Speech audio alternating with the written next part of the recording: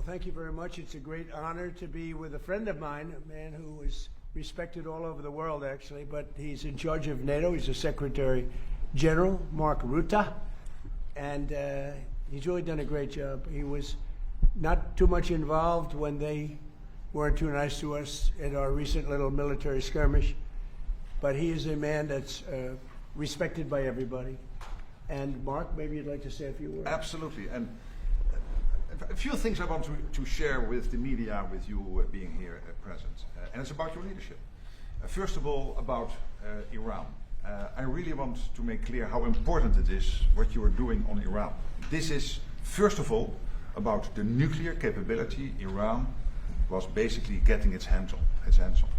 And that would have been a threat to the region, it would have been a threat to the whole world. This is a country which is exporting chaos, it is exporting terrorism, and they were very near to getting their hands on the nuclear capability. You have seen last week with the G7, all the leaders in the G7 applauding the fact that this nuclear capability has been degraded.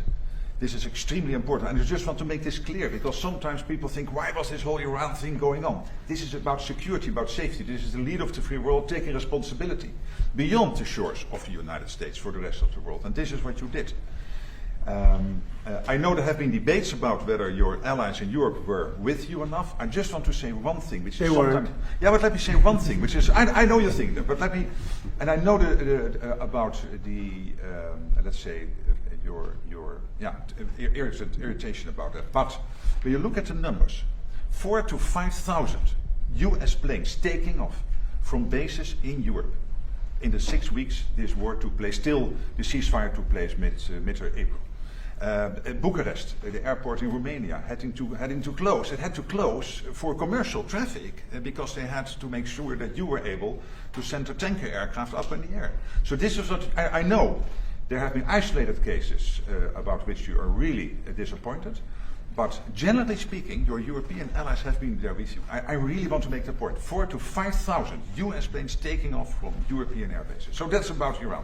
Now I want to take you, if you stay here, go ahead. I go over to these boards here, because I want to show you what this president was able to achieve.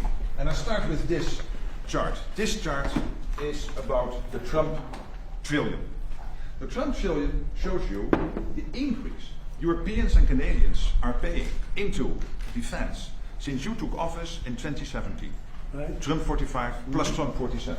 A total of extra spent by the Europeans and the Canadians of 1.2 trillion. When you look at the effect of Trump 47, so the isolated effect of the extra defense spending in 2025 and in 2026, you see almost $140 billion extra spent nominal on defense by the Europeans and the Canadians, and also this year you will again see an increase by about 120 billion, which brings a total in 2 years of over $250 billion.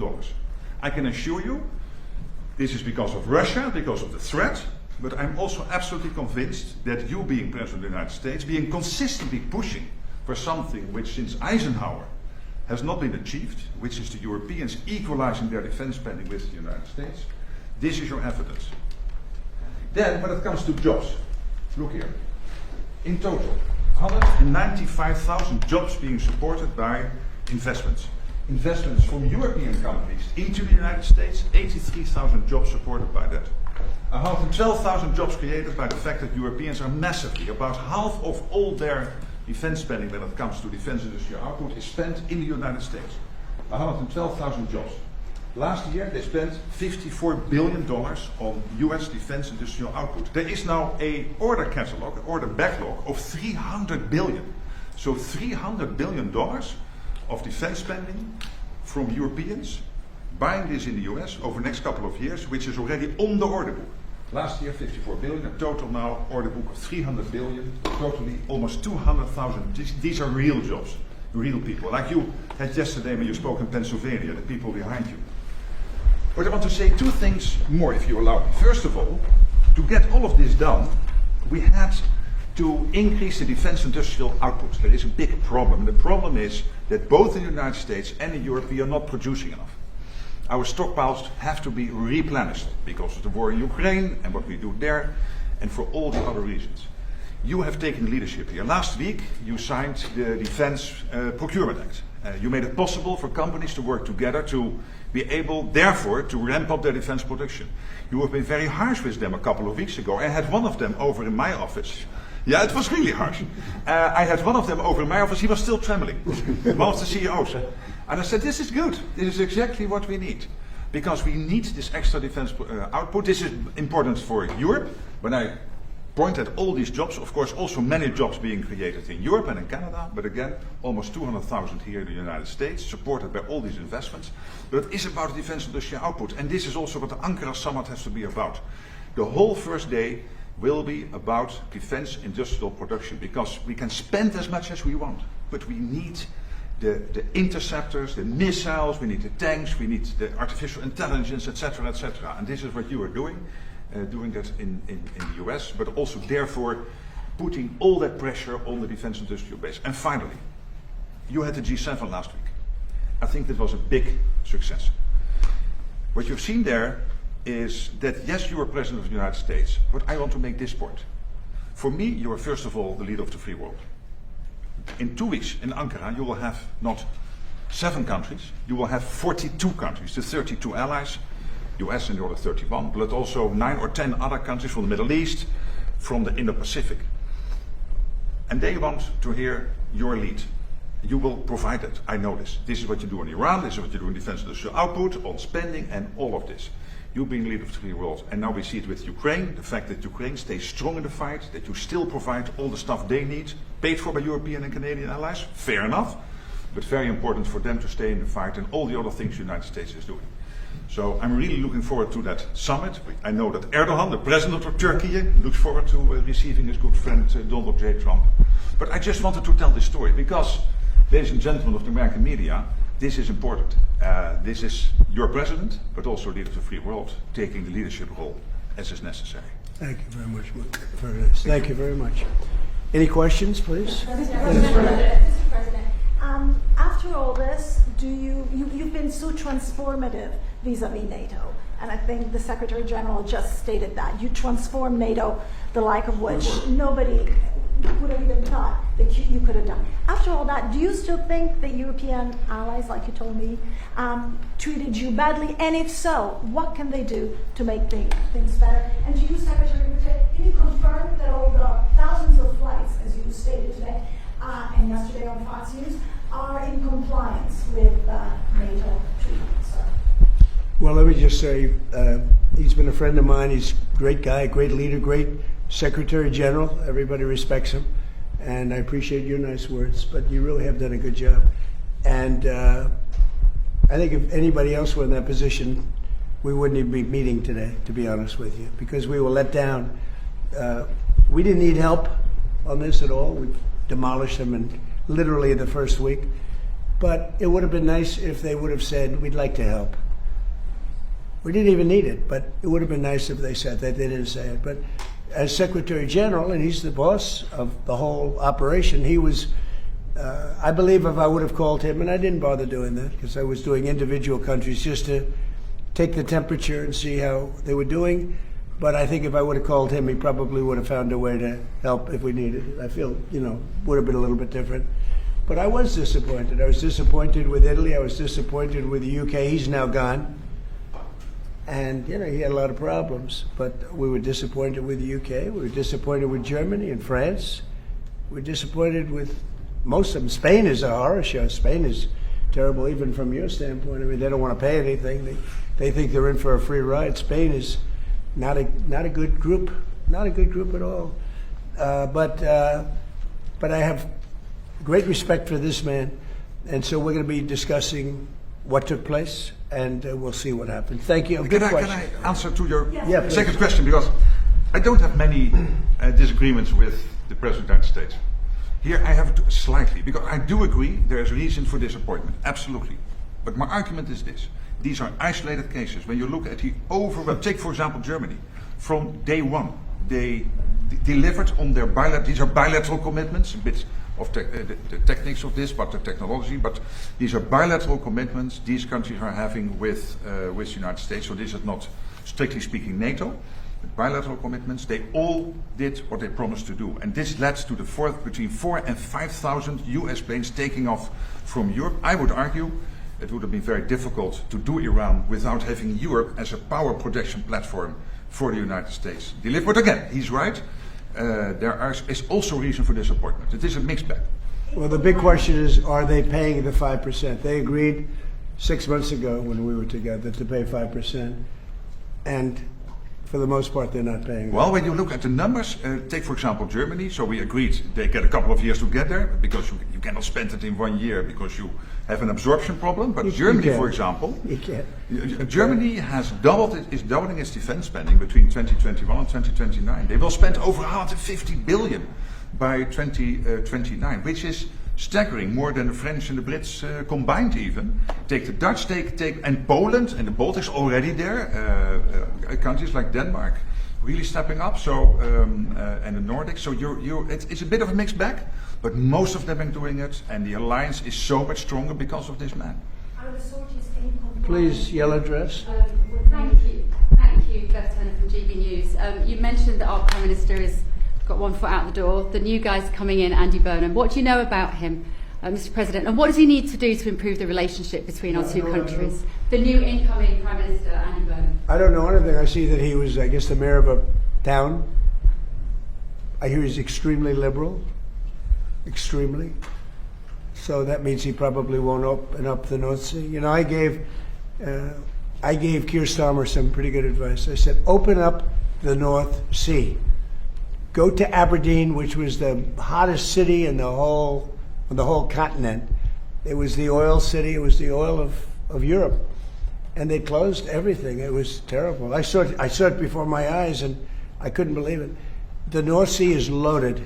I have had every oil company come to see me. Sir, could you give us access to the UK?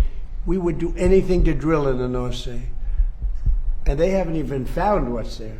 The amazing thing is they buy their oil from Norway, which gets the oil from the North Sea. Think of it. And they pay a big premium. Norway's got now $2 trillion in the bank, and UK is dying.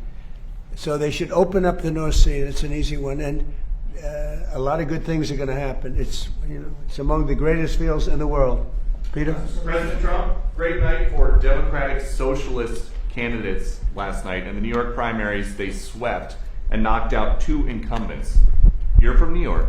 Why do you think it is that now the endorsement of Zohran Mamdani means more than the endorsement of Hakeem Jeffries? Well, they're going radical left. They're going really, you talk about the Democrat Socialists. It's really communist. These people. I watched that woman last night. That's not a socialist. I know socialists. That woman is a communist. And you know what they don't say is that I was 16-0 last night, but mine were a little more boring, a little more mainstream. They were Republican conservatives, but we were 16-0. And if you look over the last 2.5 years, we're about 347 and just about 0.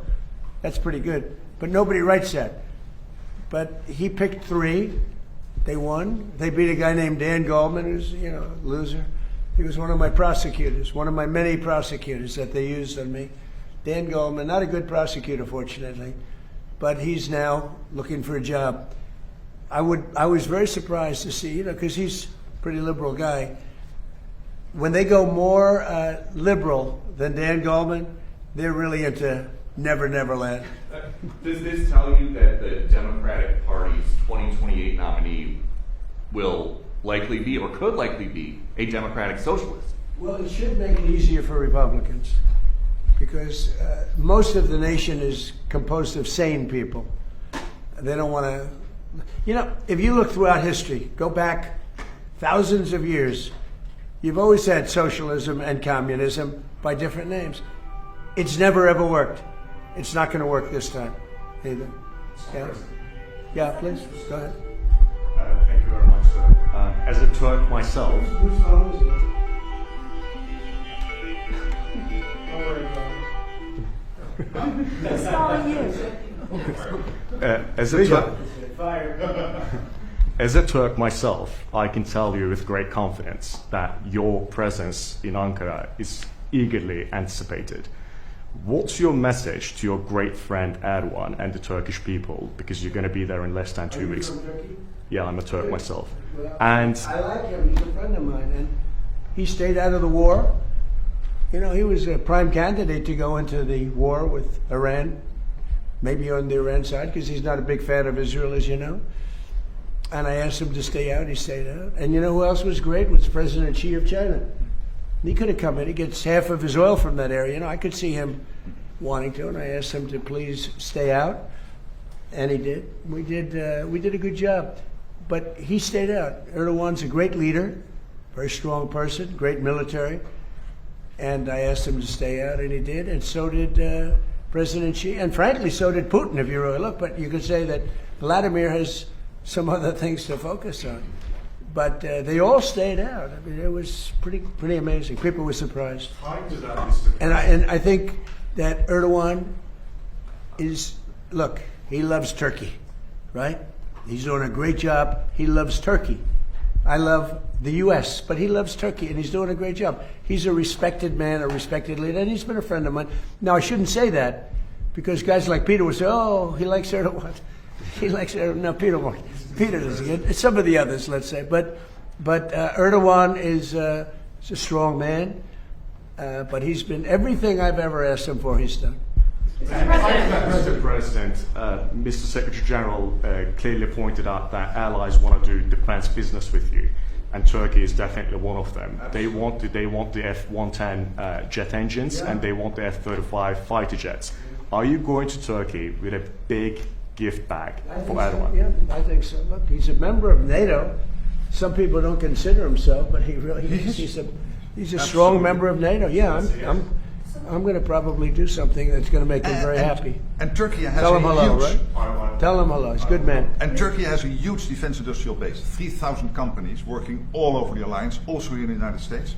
So strong. People don't know how big Turkey is in terms of the military. It's a very strong. They have a lot of our equipment. A very strong military because of him. Yeah, please. What are your expectations, sir, about this meeting in Ankara? What do you think?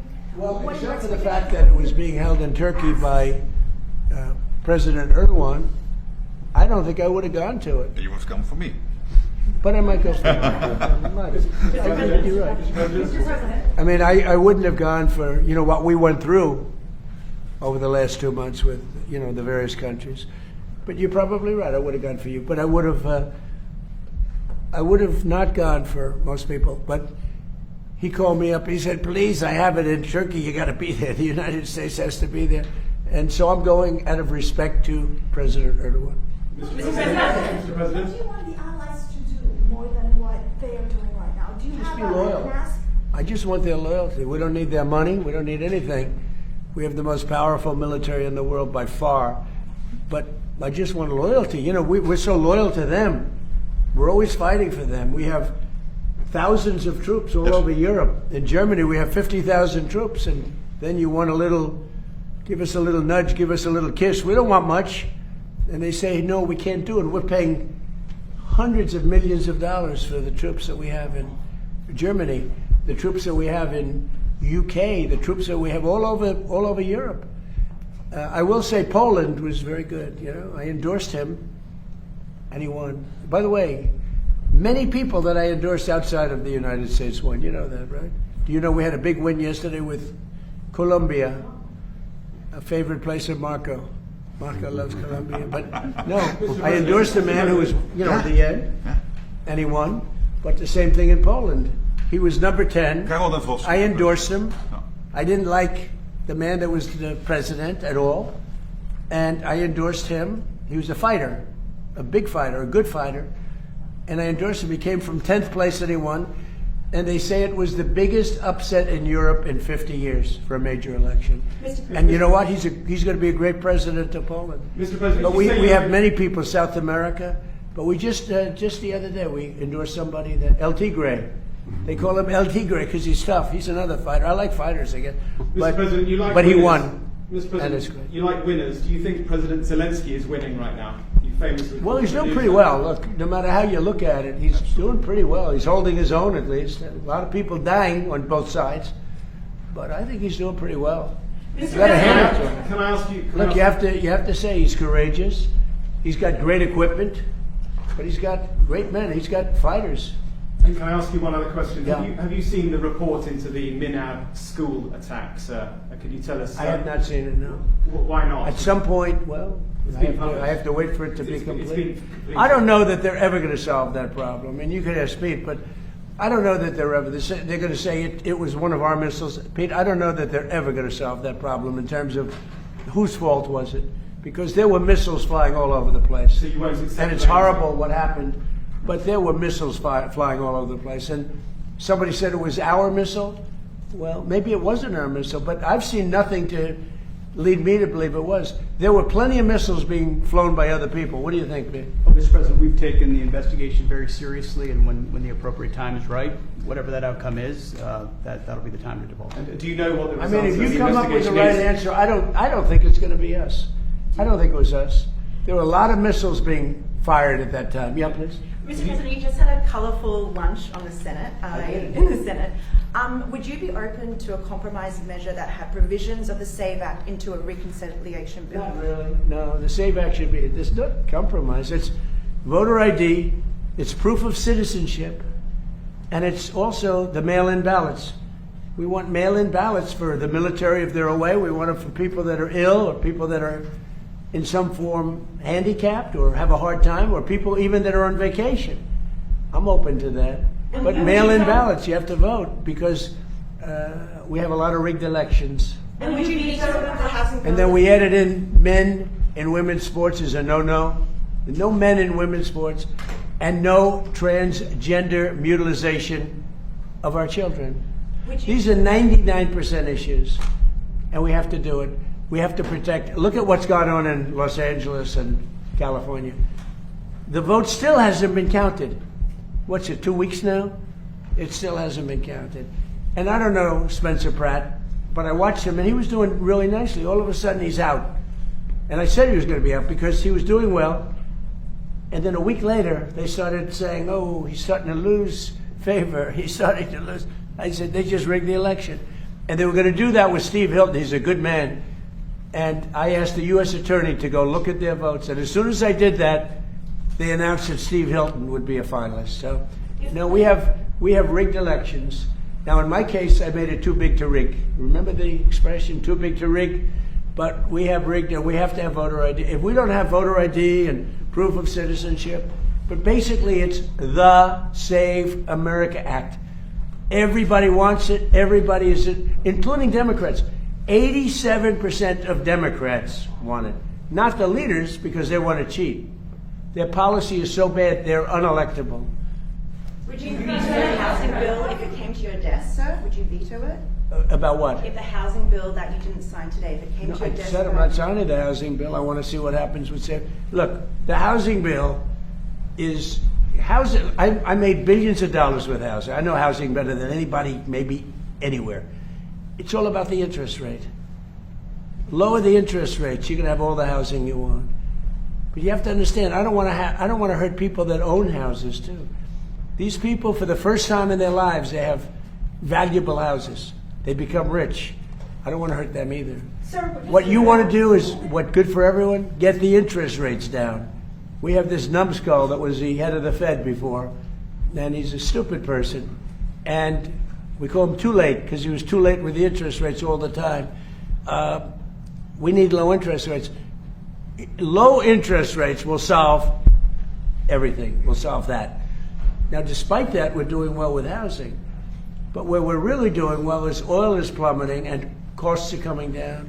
Affordability, we're doing great. The Democrats gave us a tremendous affordability problem, and we're reducing prices a lot. Our new Prime Minister will be installed in a matter of weeks, could be 3 or 4 weeks. Would you want to be the first person on his list to visit globally? No, but I think we're probably of a different persuasion. He's very liberal.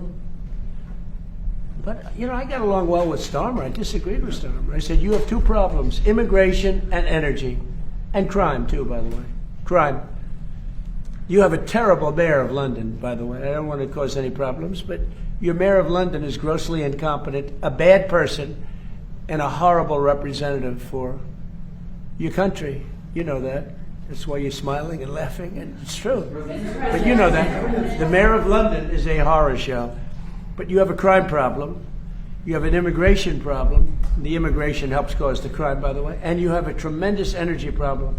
You're building stupid windmills all over the country, and they don't do the job. You have the greatest oil field in the world, one of them. It's called the North Sea oil. All you have to do is bid it out to Exxon, Chevron, Shell, British Petroleum. They're begging to go there and pay billions of dollars.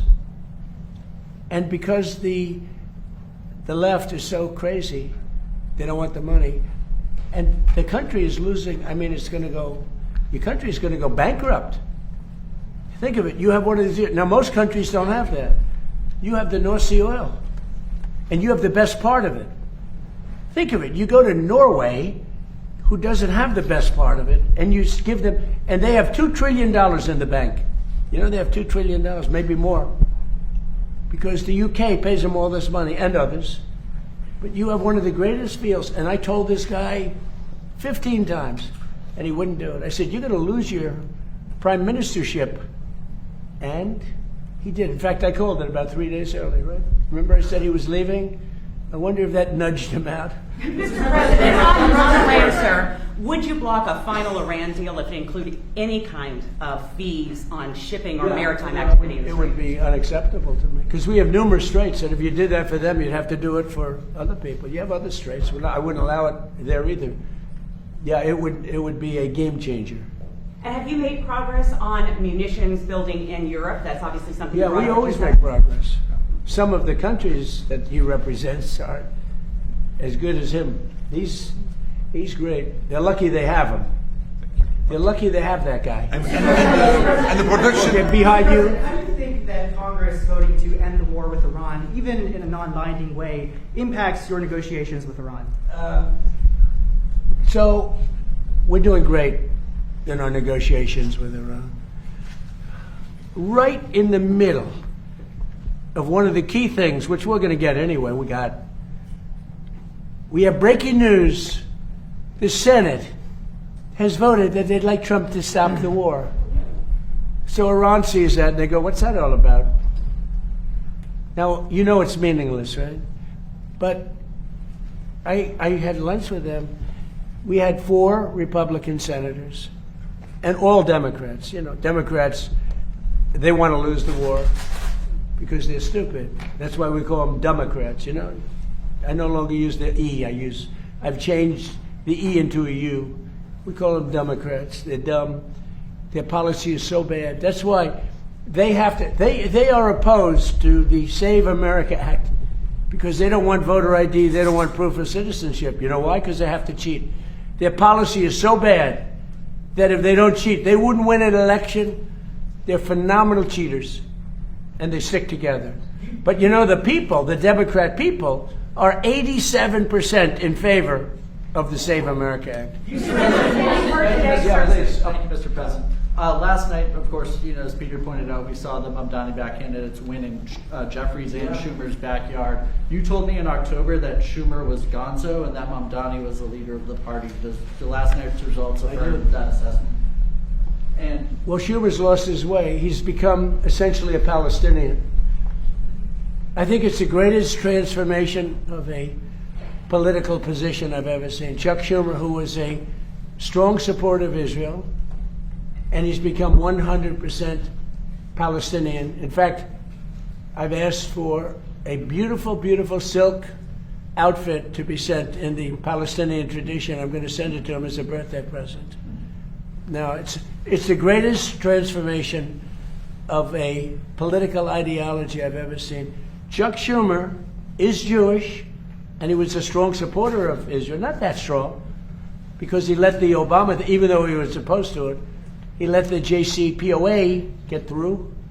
He could have fought that harder with Barack Hussein Obama. Have you heard of him? So, but Chuck Schumer's a Palestinian now.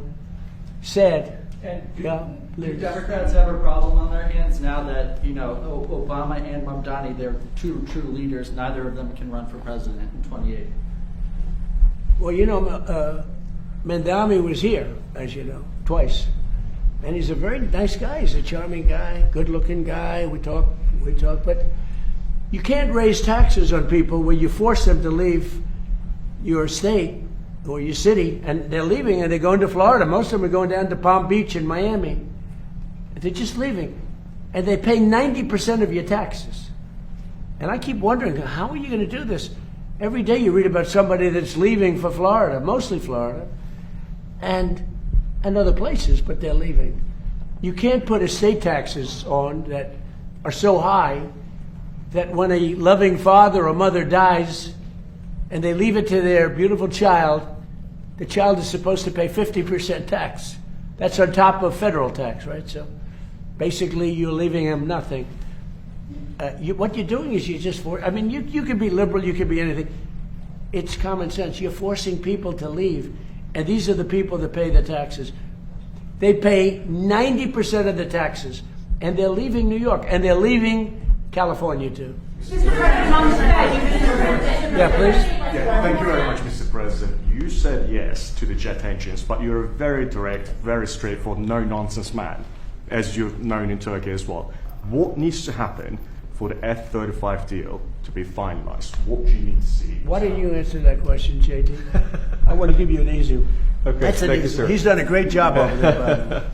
Well, I know that Pete and the entire team are reviewing this right now because there are certain things that we have to certify that have happened in order to comply with American law. The president has asked us to do that. We're running the traps and confirming that's happened. This is really a congressional thing and ensuring that Turkey has complied with American law so they can get the F-35s. And of course, we'll announce that when we have We're going to work on that this. review complete. Yeah, we're going to work. Look, hey, he's a man he's a little controversial, but I am too.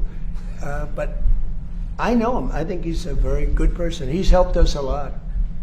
Anytime I've helped, like as an example, I said, I'd love you to stay out of the war with Iran.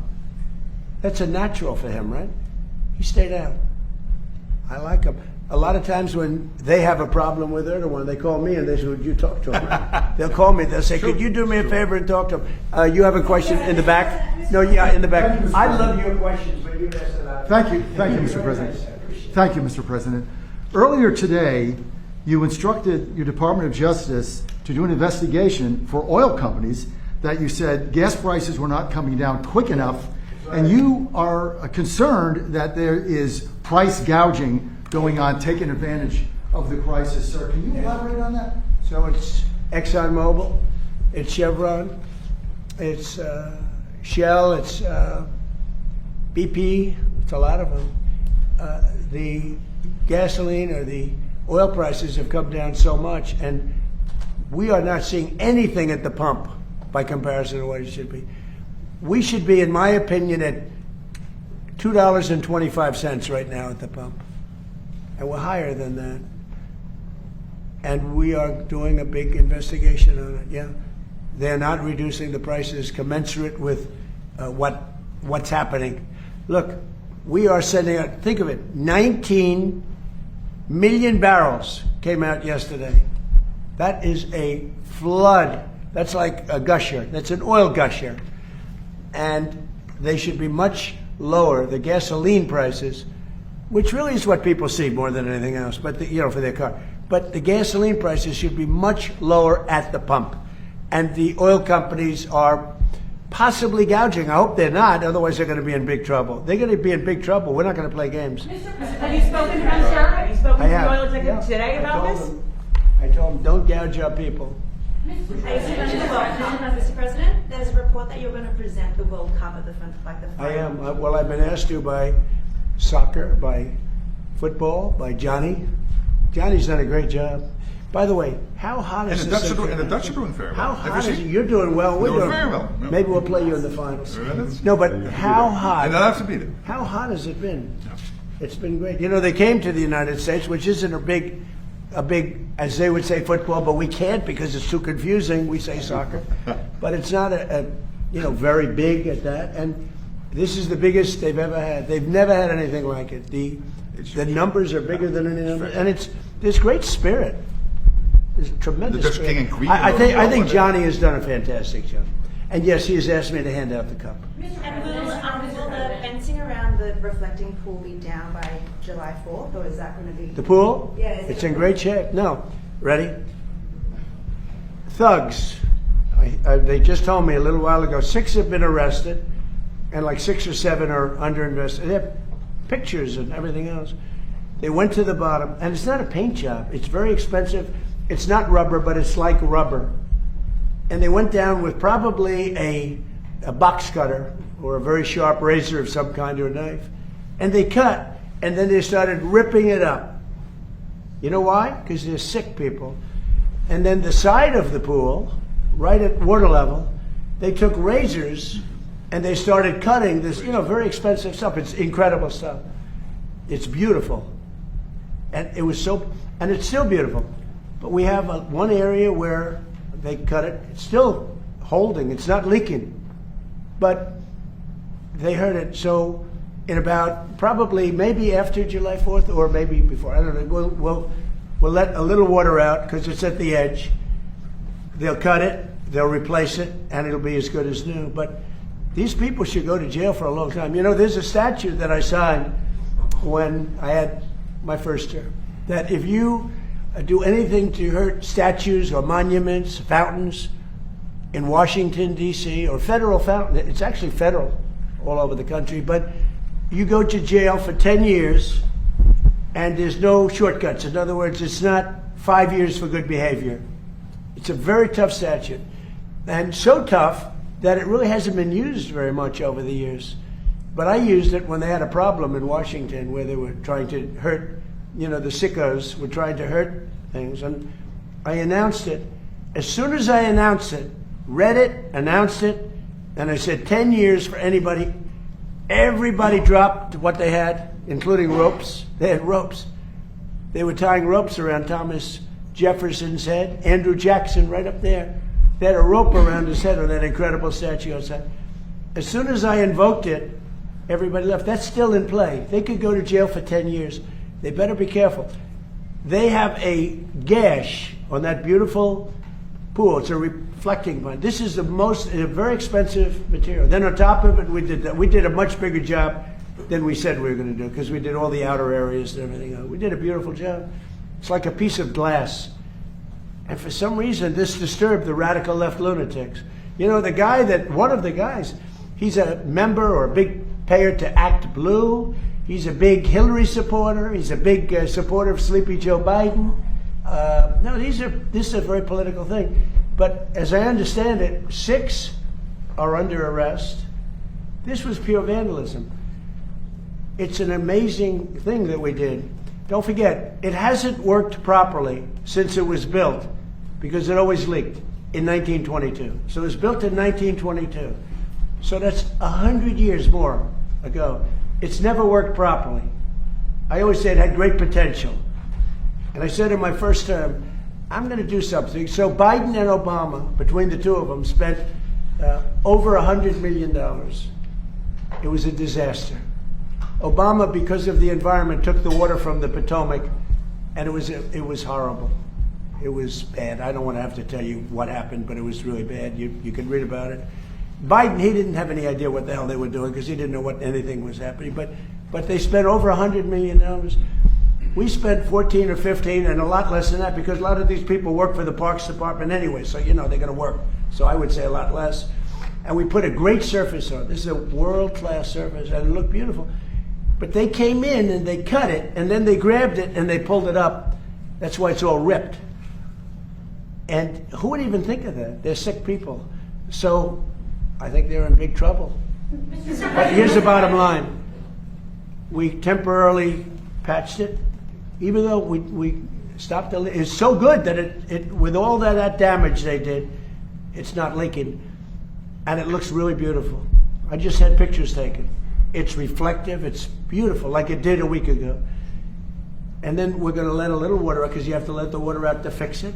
We're going to fix it, and then the water goes back in. It won't take long. We may do it before July 4th, or we may do it just after July 4th. Now, we have it a little bit fenced off because we have a big fireworks display. And tonight, I'm making a speech.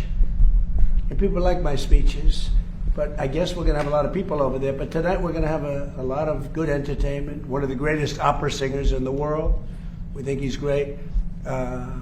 Lee Greenwood's going to be singing our favorite song. And we have a lot of great things, but I think I speak at about 7 o'clock tonight. So that's over at the mall. No, but the water looks great. But we will do the final fix-up. But just remember this. They took razor blades 350 feet. Coming from where he comes, they don't do that. They took, maybe a little bit. They took razor blades and knives, and they cut patches like that. 350 feet long. A lot of them are like a foot, a foot, a foot. They cut the lining. And there's pictures of the guy bending over. I don't know if anybody saw that, but there are pictures of the guy. And you say, who would do that? Maybe it's Trump derangement syndrome. You know, we fixed over 50 fountains and monuments in the city. The city is the safest it's ever been, ever. We have virtually no crime. We're crime-free. When we came here at the beginning, it was a horrible, crime-ridden city. And we have no crime, virtually no crime now. Everything's fixed. We have new grass. We took miles. We took so much. Nobody's ever seen anything like it. Everything had graffiti on it. It's all gone. The tents all over the lawns, which were terrible, are all gone. The fences are all gone because nobody goes on the lawns anymore.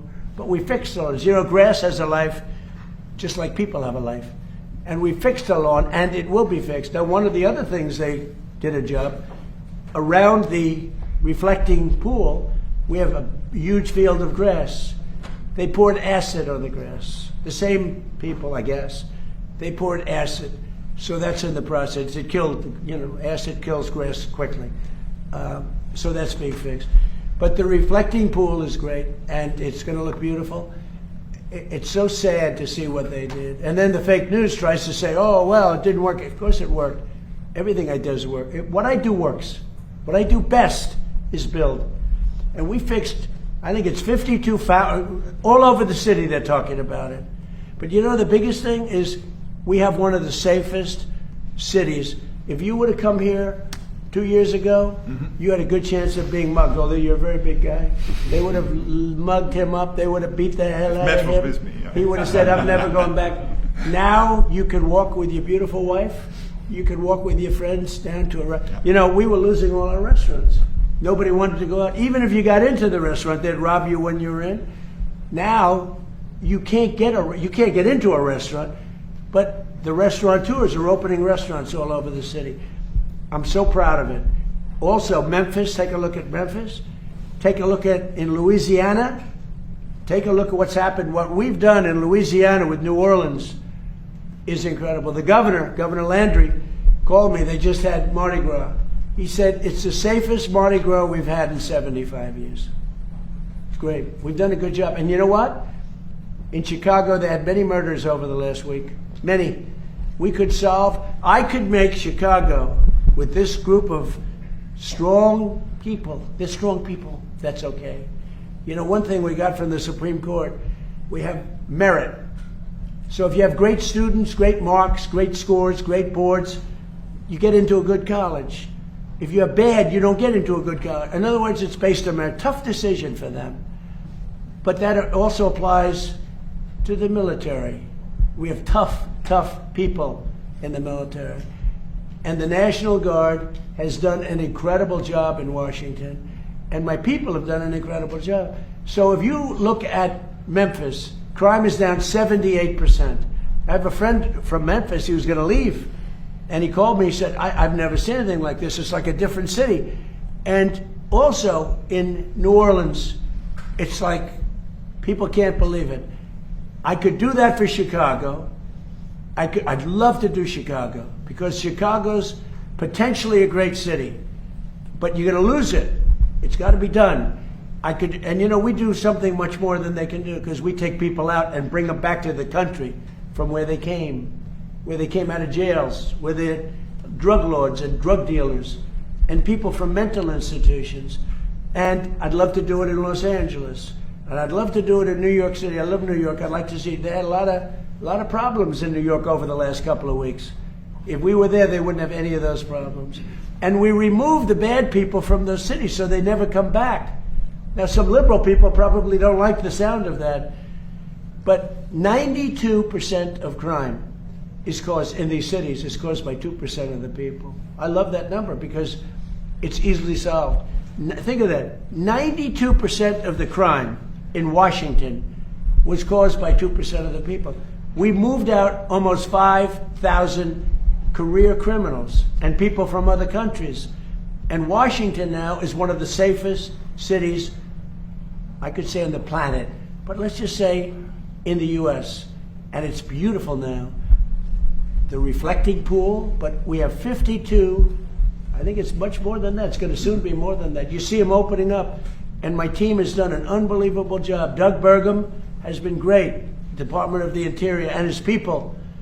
Greg and all, I mean, these people, they're phenomenal. But think of that, you work so hard, you get it open way ahead of July 4th. July 4th was the key. And then somebody's in there with a knife cutting it and ripping the floor out. It's terrible. But the 350-foot gash in the side, it's a terrible thing. Ready? Here, I'm going to end on this. I'm so proud of Washington, D.C. It's become one of the hottest cities in the world. But what is the hottest in the world is the United States of America. We have the hottest city, and you know that. You were talking about that. 2 years ago, we were laughed at. We were a joke. We were a dead country. Now we're the hottest country anywhere in the world. Thank you very much, everybody. Thank you, Press. Thank you, Press. Thank you, Press. Thank you, Press. Thank you, guys. Thank you very much. Thank you.